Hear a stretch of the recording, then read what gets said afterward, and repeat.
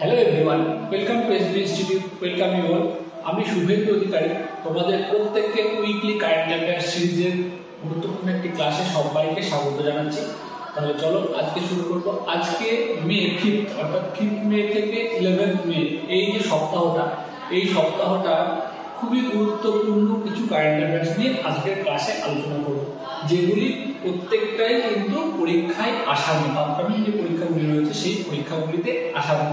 তাহলে চলো ক্লাস শুরু করবো। আর ক্লাস শুরু করার আগে বলবো, যারা আমাদের চ্যানেলকে সাবস্ক্রাইব করোনি, সত্তর চ্যানেলকে সাবস্ক্রাইব করে রাখো এবং পাশে থাকা বেল আইকনকে প্রেস করো, যাতে পরবর্তী নোটিফিকেশন আসার সাথে সাথে সমস্ত ক্লাস বলো বা এক্সাম রিলেটেড সমস্ত নোটিফিকেশন আসার সাথে সাথে কিন্তু তোমরা পেয়ে যাও সেগুলো। তাহলে শুরু করবো। আর আরেকটা জিনিস, যারা আমাদের অফলাইন ব্যাচে ভর্তি হতে চাও, আমাদের ইনস্টিটিউটে কিন্তু ফাউন্ডেশন ব্যাচ কিন্তু চলছে। সেগুলো সমস্ত পরীক্ষাগুলোকে আর কি কম্বাইন করে কিন্তু একটা ব্যাচ শুরু করা হবে। সেই ব্যাচটাতে এমনভাবে করানো হচ্ছে, সমস্ত বিষয় কিন্তু থাকছে, সমস্ত পরীক্ষাগুলোকে টার্গেট করে সেই ব্যাচটা। তাহলে বলবো, যারা আর কি সেইভাবে সেই ব্যাচটার মাধ্যমে তোমাদের প্রস্তুতি করতে চাও, অর্থাৎ আমাদের অফলাইন ব্যাচে ভর্তি হতে চাও, তাহলে তারা আমাদের যে ইনস্টিটিউটের যে নাম্বারটা 9332855315 এই নাম্বারে যোগাযোগ করে বা হোয়াটসঅ্যাপ করে যাবতীয় ইনফরমেশন নিয়ে নিতে পারো এবং তোমাদের প্রস্তুতি শুরু করতে পারো।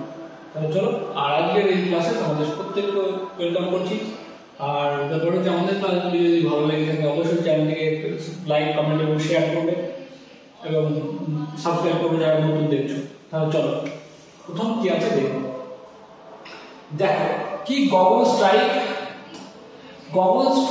2, এই যে গগন স্ট্রাইক, এটা হচ্ছে সৈন্যবাহিনীর একটা মহড়া, তাই সৈন্যবাহিনী কি এটা যৌথ দেশীয় না, কিন্তু এটা যৌথ বাহিনী, কিন্তু যৌথ দেশীয় হয় কিন্তু, ঠিক আছে। এবার আমরা দেখবো কি আছে। এটি একটি যৌথ বাহিনীর মহড়া, তাই তো।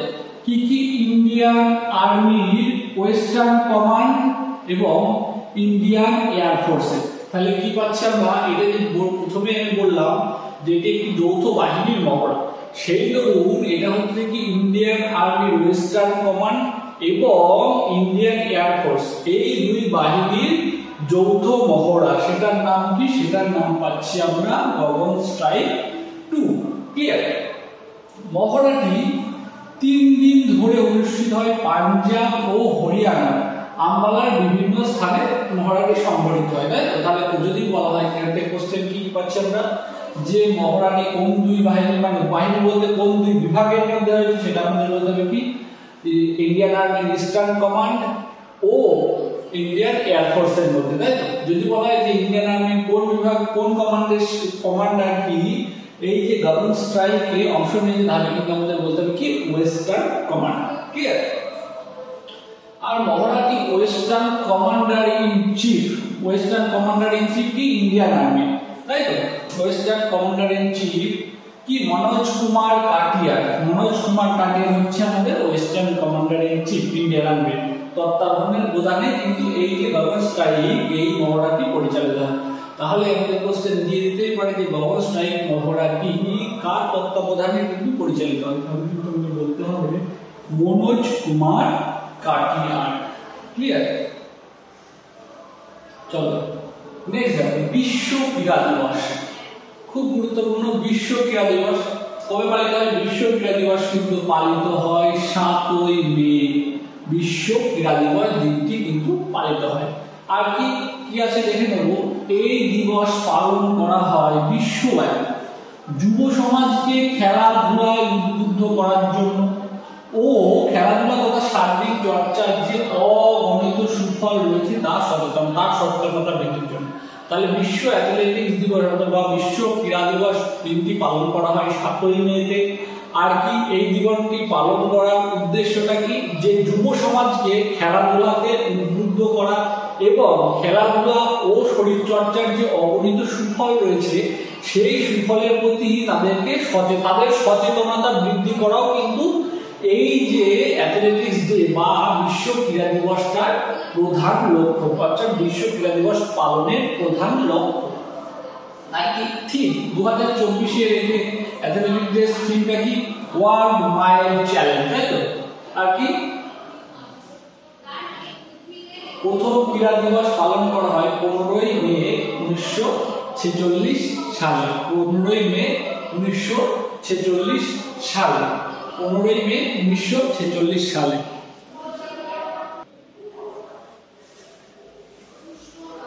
তারপরে দেখো প্রথম ক্রীড়া দিবস পালন হয়, প্রথম অ্যাথলেটিক ডে পালন হয় কিন্তু 15ই মে 1996 সালে। আর বর্তমানে কত তারিখে পালন হয় সেটা হচ্ছে যে 7ই মে। ক্লিয়ার? গুলিয়ে ফেললে কিন্তু হবে না। আর কি স্টকহোম সুইডেন 1912 সালে এই সংস্থাটি প্রতিষ্ঠিত করে। এই যে বিশ্ব অ্যাথলেটিক্স সংস্থাটি কিন্তু 1912 সালে প্রতিষ্ঠিত হয় কোথাতে? সুইডেন। ক্লিয়ার? তারপরে দেখো আমরা দেখবো এবার কি আন্তর্জাতিক রেড ক্রস ও ক্রিসেন্ট ডে। আন্তর্জাতিক রেড ক্রস ও ক্রিসেন্ট ডে এটা কবে পালিত হয়? আন্তর্জাতিক রেড ক্রস ও ক্রিসেন্ট ডে দিবস সারা বিশ্বে কি 8ই মে পালিত হয়। কত তারিখ পাচ্ছি তাহলে আমরা? সারা বিশ্বে 8ই মে, অর্থাৎ সারা বিশ্বে 8 মে কিন্তু কি হচ্ছে? আন্তর্জাতিক রেড ক্রস দিবস পালিত হচ্ছে। থিম কি পাচ্ছি আমরা 2024 কিপিং হিউম্যানিটি অ্যালাইভ, অর্থাৎ মানবিকতা বাঁচিয়ে রাখা। এটাই হচ্ছে যে 2024 এর রেড ক্রস সোসাইটির কি থিম। তারপরে দেখো আমরা কি আছে, এটি একটি বেসরকারি মানবিক সংস্থা। এটি একটি বেসরকারি কি দেখো মানবিক সংস্থা বলা হয়, যা বিশ্বব্যাপী মানুষের জীবন ও স্বাস্থ্যের রক্ষার জন্য স্বাস্থ্যের রক্ষায় সর্বদা সচেষ্ট। অর্থাৎ এটা একটা বেসরকারি সংস্থা কি এটা মানুষের জীবন এবং স্বাস্থ্যের সুরক্ষায় সর্বদাই সচেষ্ট। ক্লিয়ার? তাহলে এটাই হচ্ছে যে রেড ক্রসের প্রধান কাজ। আর কি দেখো, আর এটি 1863 সালে গঠিত। 1863 সালে কিন্তু এই রেড ক্রস সালে গঠিত হচ্ছে। কত? 1863 সালে। কি গুস্তাভা, এটা গুস্তাভা কি মোয়ানিয়ে নামক ব্যক্তি দ্বারা প্রতিষ্ঠিত হয়। আর এর সদর দপ্তর কোথায়? এর সদর দপ্তর সুইজারল্যান্ডের জেনেভাতে। সুইজারল্যান্ডের তাহলে কোথায় পাচ্ছিস? জেনেভা। সুইজারল্যান্ডের জেনেভাতে কিন্তু পাচ্ছি কোথায়? রেড ক্রসের সদর দপ্তর। তাহলে রেড ক্রস প্রতিষ্ঠিত হচ্ছে 1863 তে, 8ই মে পালিত হচ্ছে জেনেভাতে সদর দপ্তর, তাই তো? এই ছিল রেড ক্রস। ক্লিয়ার? 8ই মে। আর কি তারপর নেক্সট দেখবো কি থ্যালাসেমিয়া ডে, তাই তো?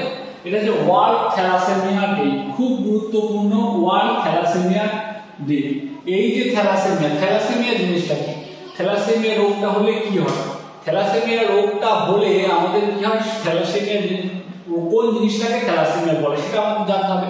থ্যালাসেমিয়া জিনিসটা হলো যে আমাদের শরীরের যে হিমোগ্লোবিনের উৎপাদন, ঠিক আছে, সেই হিমোগ্লোবিনের উৎপাদন ব্যাহত হয়ে যাওয়া, অর্থাৎ উৎপাদন না হওয়া বা খুবই কম পরিমাণে উৎপন্ন হওয়া, ঠিক আছে, সেটাই আর কি সেটাকেই বলা হয় যে থ্যালাসেমিয়া। হিমোগ্লোবিনের উৎপাদন যদি বন্ধ হয়ে যায় তাহলে আমাদের কি কি বিপদের সম্মুখীন হতে হবে? কারণ হিমোগ্লোবিন কি করে? আমাদের শরীরে রক্তের মাধ্যমে অক্সিজেনকে সরবরাহ করে, তাই তো? সেই জন্য যদি সেই হিমোগ্লোবিনটা উৎপাদন বন্ধ হয়ে যায় তাহলে কিন্তু আমাদের শরীরে বিভিন্ন রোগের প্রাদুর্ভাব দেখা দেবে। সেটাই হচ্ছে থ্যালাসেমিয়া। আর এই থ্যালাসেমিয়ার আবার দুটি ভাগ আছে, কি alpha thalassemia, beta thalassemia. Alpha আর বিটা থ্যালাসেমিয়ার ভিতরে বিটা থ্যালাসেমিয়া কিন্তু অত্যন্ত মারাত্মক, অর্থাৎ বিটা থ্যালাসেমিয়ার প্রাদুর্ভাব কিন্তু অত্যন্ত মারাত্মক হয়, যেখানে আলফা থ্যালাসেমিয়ার প্রাদুর্ভাব সামান্য হয়, ঠিক আছে। তাহলে আমরা কি বললাম? থ্যালাসেমিয়ার দুটো ভাগ, একটা কি একটা হচ্ছে আলফা থ্যালাসেমিয়া যেটার প্রাদুর্ভাব খুবই কম, আর একটা হচ্ছে কি বিটা থ্যালাসেমিয়া, এর প্রাদুর্ভাব কিন্তু অত্যন্ত বেশি। এবং আলফা এবং বিটা উভয়েরই কিন্তু মেজর এবং মাইনর সেকশন আছে, ঠিক আছে। আর কি এই থ্যালাসেমিয়া রোগটা কিভাবে হয়? এই থ্যালাসেমিয়া রোগ কিন্তু জিনগত রোগ, অর্থাৎ বংশগত, অর্থাৎ উত্তরাধিকার সূত্রে পাওয়া, ঠিক আছে। অর্থাৎ মা বাবার থাকলে তাদের যে পরবর্তী সন্তান তাদের ভিতরে কিন্তু অর্থাৎ জিনের দ্বারাই কিন্তু এই রোগটা বাহিত হয়ে যায়। ক্লিয়ার? চলো দেখবো ডিটেইলস কি আছে। আমরা বলছি বিশ্ব থ্যালাসেমিয়া দিবস কি 8ই মে, মানে বিশ্ব থ্যালাসেমিয়া দিবস হচ্ছে 8ই মে, তাই তো? তারপরে কিন্তু সারা বিশ্বে 8ই মে থ্যালাসেমিয়া দিবস পালিত হয়। এটি বংশগত কারণে সৃষ্ট রোগ। ক্লিয়ার? গুরুত্বপূর্ণ জায়গা। আর কি থ্যালাসেমিয়া আক্রান্ত ব্যক্তির শরীরে হিমোগ্লোবিনের উৎপাদন স্বাভাবিকের চেয়ে কম হয়ে যায়, যেটা আমি বললাম এক্ষুনি, তাই তো? তাহলে এই ছিল এই থ্যালাসেমিয়া বিষয়টা।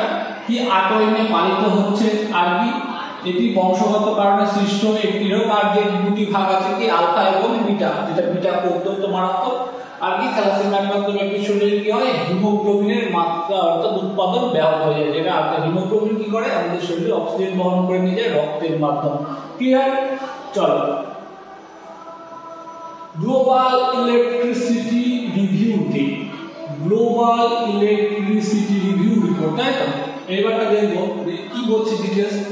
জাপানকে পিছনে ফেলে ভারত বিশ্বের মধ্যে তৃতীয় বৃহত্তম সৌরশক্তি উৎপাদক দেশে পরিণত হয়েছে। কতটা উৎপাদন করছে? 113 টেরাওয়াট। ঠিক আছে, 113 টেরাওয়াট কিন্তু উৎপাদন করছে ভারত। কাকে পিছনে ফেলে? জাপানকে। ঠিক আছে, তাহলে এই যে সৌরশক্তি উৎপাদন অর্থাৎ রিনিউয়েবল এনার্জি পাওয়ার, ঠিক আছে, রিনিউয়েবল এনার্জি যেটাকে আর কি সৌরশক্তি যেটা, ঠিক আছে, সেটা এই যে জাপানকে পিছনে ফেলে অর্থাৎ তাহলে কি জাপান তৃতীয় স্থানে ছিল, এখন বর্তমানে ভারত তৃতীয় স্থানে, অর্থাৎ জাপান স্বাভাবিকভাবে কি হচ্ছে চতুর্থ স্থানে চলে গিয়েছে। আর সবচাইতে বেশি উৎপাদক মানে বিশ্বের মধ্যে সবচাইতে প্রথম আর কি সেটা হচ্ছে কি চীন, যার উৎপাদন ক্ষমতা কিন্তু 584 টেরাওয়াট। ঠিক আছে, তারপরে মার্কিন যুক্তরাষ্ট্র আছে এবং তারপরে কি ভারত। ক্লিয়ার? বর্তমানে চীন বিশ্বের সবচেয়ে বৃহত্তম সৌরশক্তি উৎপাদক দেশ, 584 টেরাওয়াট, তাই তো? এই ছিল ব্যাপার। আর কি এই যে এর ভিতরে কি প্রথম স্থানে পাচ্ছি আমরা, এখান থেকে কোশ্চেন আসার মতো যে জায়গাটা সেটা হচ্ছে যে ভারত কি হয়েছে? তৃতীয় হয়েছে। বর্তমানে ভারত তৃতীয় হয়েছে। যদি আমাদের কোশ্চেন একটু ঘুরিয়ে দেয় যে ভারতের তৃতীয় স্থানে আসার আগে ভারতের পজিশনে কে ছিল, কোন দেশ ছিল, তাহলে কিন্তু আমাদের বলতে হবে জাপান, তাই তো? এইবারটা যদি আমাদের প্রশ্ন দেয় বর্তমানে জাপান কততম দেশ, বিশ্বের মধ্যে জাপানের কততম স্থান সৌরশক্তি উৎপাদনে, তাহলে আমাদের বলতে হবে কত? আমাদের বলতে হবে চতুর্থ স্থান। বর্তমানে জাপানের ক্যাপাসিটি হচ্ছে 110 টিডাব্লিউএইচ, তাই তো? টেরাওয়াট। তাহলে বর্তমানে ভারত তৃতীয় স্থানে, জাপান চতুর্থ স্থানে। প্রথমে রয়েছে চায়না যার উৎপাদন ক্ষমতা 584, তারপরে মার্কিন যুক্তরাষ্ট্র, তারপরে ভারত। ক্লিয়ার? চলো দেশীয় প্রযুক্তিতে তৈরি, দেশীয় প্রযুক্তি ইন্ডিজিনিয়াস যেটা সিস্টেম তৈরি প্রযুক্তিতে তৈরি ভারতের প্রথম বোমারু ড্রোন, তাই তো? দেশীয় প্রযুক্তিতে এটা প্রথম দেশীয়, খুব গুরুত্বপূর্ণ। এটির নাম কি? ফ্লাইং উইস ডিফেন্স 200B, অর্থাৎ সেটাকে কি FWDB এর নাম রাখা হয়েছে। ড্রোনটি ঘন্টায় সর্বোচ্চ 370 কিলোমিটার গতিতে ছুটতে পারে। তাহলে সর্বোচ্চ গতি কি? 370 কিলোমিটার এর সর্বোচ্চ গতি, আর কি যেটি 200 কিমি দূর থেকে পরিচালনা করা যাবে, তাই তো? যেটি 200 কিলোমিটার দূর থেকে পরিচালনা করা যাবে, যেটিতে পেলোড ক্যাপাসিটি 100 কেজি, অর্থাৎ 100 কেজি এতে কি এক্সপ্লোসিভ থাকবে, তাই তো? যেটা আর কি যে জায়গাটাতে হিট করবে আর কি, ঠিক আছে, সেটা তাতে কিন্তু 100 কেজি পেলোড থাকবে, বুঝে গেল? তাহলে এই যে ড্রোনটা সেটা হচ্ছে দেশীয় প্রযুক্তিতে তৈরি একটা ড্রোন, তাই তো? এই ড্রোনটা এসপিজি-তে কিন্তু আর কি অর্থাৎ প্রধানমন্ত্রী সুরক্ষায় কিন্তু নিযুক্ত থাকবে আশা করা হচ্ছে, অর্থাৎ এটি আর কি নতুন একটা সৃষ্টির পরে। ঠিক আছে, তাহলে দেখো প্রথম, তারপর দেখো খুব গুরুত্বপূর্ণ, প্রথম আর্টিফিশিয়াল ইন্টেলিজেন্সে আইএসও সার্টিফিকেশন, তাই তো? আইএসও সার্টিফিকেশন কি পাচ্ছে? প্রথম কে পাচ্ছে সেটা আমরা দেখব। কোন কোম্পানি পাচ্ছে আইএসও সার্টিফিকেশন? এই যে আর্টিফিশিয়াল ইন্টেলিজেন্স সিস্টেমের জন্য আইএসও সার্টিফিকেশন, অর্থাৎ ইন্টারন্যাশনাল স্ট্যান্ডার্ডাইজেশন অর্গানাইজেশন, এই যে সংস্থার সার্টিফিকেট বা শংসাপত্র পাচ্ছে কোন কোম্পানি সেটা আমরা দেখব। বলছি ইনফোসিস কে পাচ্ছে? ইনফোসিস কোম্পানি বিশ্বের প্রথম যেটি আর্টিফিশিয়াল ইন্টেলিজেন্স সিস্টেমের জন্য আইএসও সার্টিফিকেট অর্জন করেছে। তাহলে কোশ্চেনটা আমাদের কি, কোন কোম্পানি আর কি প্রথম বিশ্বের মধ্যে প্রথম আর্টিফিশিয়াল ইন্টেলিজেন্স সিস্টেমের জন্য কি আইএসও সার্টিফিকেট অর্জন করেছে? তাহলে কিন্তু আমাদের বলতে হবে ইনফোসিস। কি তারপরে আইএসও কি জিনিস? ইন্টারন্যাশনাল স্ট্যান্ডার্ডাইজেশন অর্গানাইজেশন, যেটা আমরা প্রত্যেকেই জানি। আর ইনফোসিস কি? কর্ণাটকের বেঙ্গালুরুতে অবস্থিত একটি আইটি কোম্পানি। আইটি মানে কি? Information and technology. ক্লিয়ার?